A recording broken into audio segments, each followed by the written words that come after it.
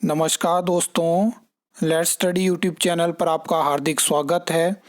I hope आप अच्छे होंगे, स्वस्थ होंगे।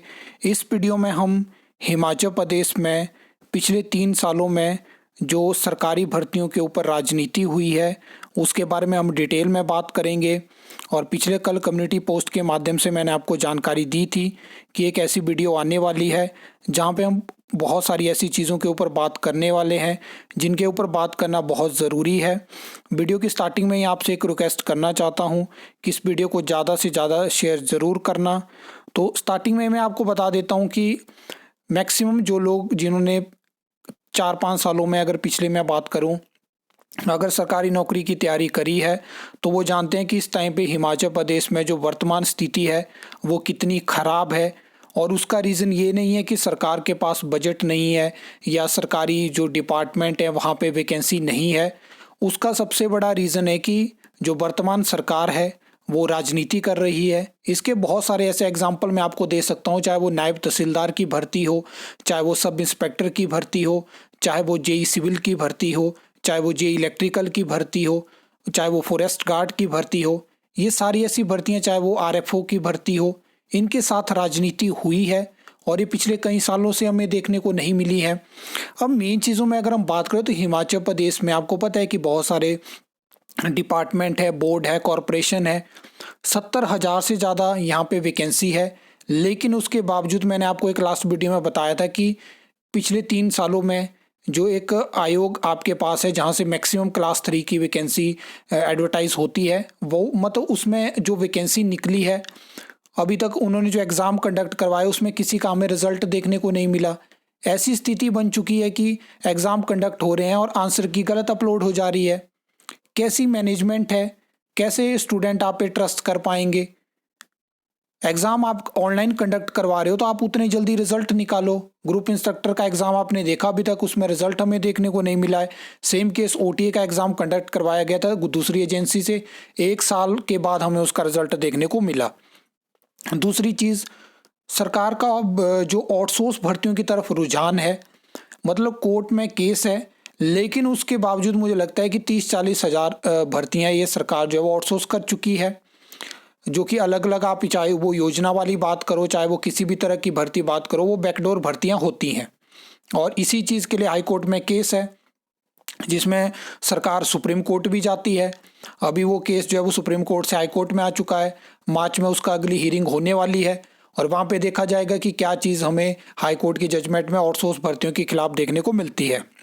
बहुत सारी भर्तियां इस पीरियड के दौरान अभी आउटसोर्स आपको और देखने को मिलेंगी, जिसकी वजह से क्या होता है, रेगुलर भर्तियां आपको देखने को नहीं मिलती है।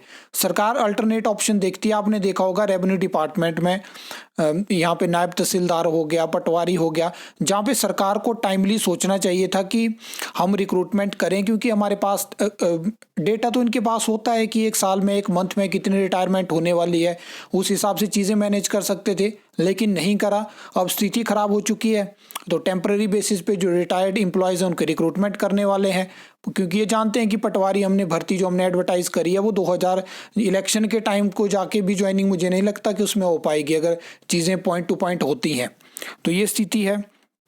अब एक मेन और पॉइंट मैं इसमें ऐड करना चाहता हूँ कि वह हिमाचल प्रदेश में जो वर्तमान सरकार है उनको जो है वो जो टेस्ट से होने वाली भर्तियां हैं जिसका मैक्सिमम वेट करते हैं जो यंग जो स्टूडेंट होते हैं, उससे इनको ज़्यादा दिक्कत है। ये चीज़ हमने बहुत सारे केसेस में देख ली, चाहे एक्स सर्विसमैन सेल हो, चाहे स्पोर्ट्स कोटा से हो, अलग अलग जगह से हमें भर्तियां देखने को मिल रही हैं, लेकिन टेस्ट वाली भर्तियां ही एडवर्टाइज नहीं हो पा रही हैं, चाहे बैच वाइज भर्तियां हो।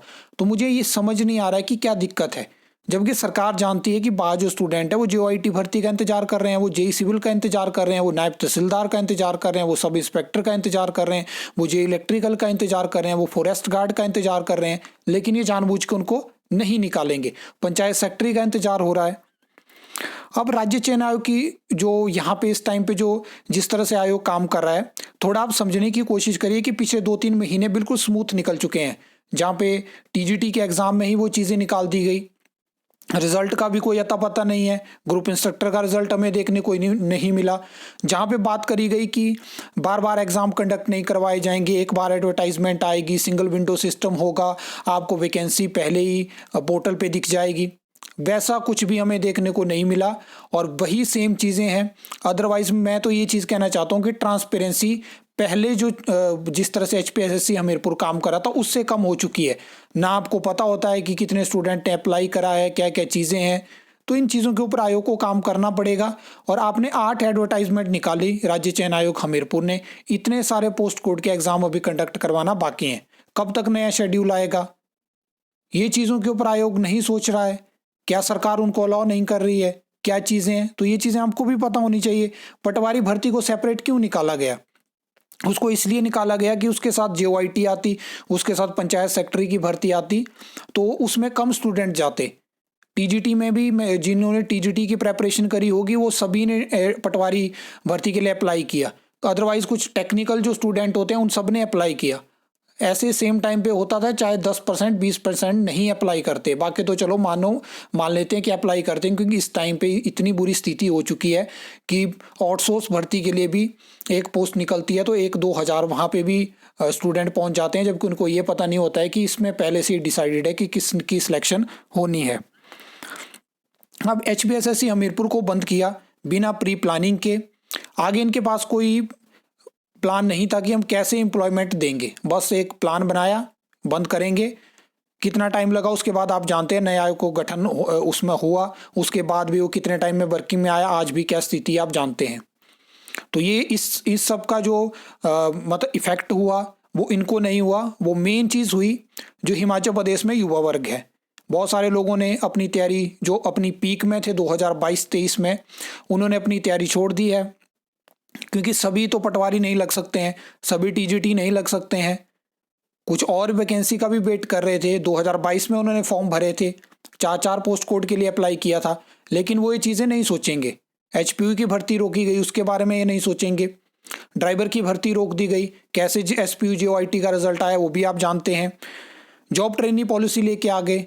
अब इस टाइम पे ये स्थिति बन चुकी है कि जो डिपार्टमेंट बोर्ड कॉरपोरेशन है उनको जानकारी नहीं होती है कि अब उनसे क्या हो रहा है कि पुराने RNP रूल्स के अकॉर्डिंग ना PSC शिमला भर्ती करना चाहता है, ना राज्य चयन आयोग भर्ती करना चाहता है, और नए रूल्स में इतनी ज़्यादा ऑब्जर्वेशन या ऑब्जेक्शन आप उसको बोल सकते हैं वो लग रही हैं कि उनसे RNP रूल्स ही क्लियर नहीं हो पा रहे हैं, तो भर्तियाँ कहाँ से होंगी। अब एक डायरेक्टरेट ऑफ रिक्रूटमेंट बना दिया गया। मुझे नहीं पता कि उसका मोटिव क्या है, क्यों, क्या, किस मकसद से उसको बनाया गया है। एक तरफ से डिपार्टमेंट RTI में कहता है कि हमने रिक्वेजिशन भेज दी है, दूसरी तरफ आयोग कहता है हमारे पास तो आई नहीं है। जब डायरेक्टरेट ऑफ रिक्रूटमेंट जो कि पर्सनल में वहाँ पे एक ऑफिस खोला गया है, जब वहाँ पे RTI लगाते हैं तो रिजेक्ट कर देते हैं, कोई ना कोई क्लॉज लगा देते हैं, इतना बड़ा पैराग्राफ लिख के देते हैं।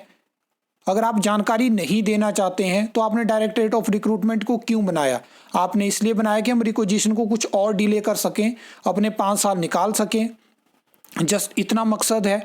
और सेम उसी तरह से वो काम कर रहा है, क्योंकि जब वो बना था मैंने उसी टाइम पे बात करी थी कि ये चीज़ें होने वाली है।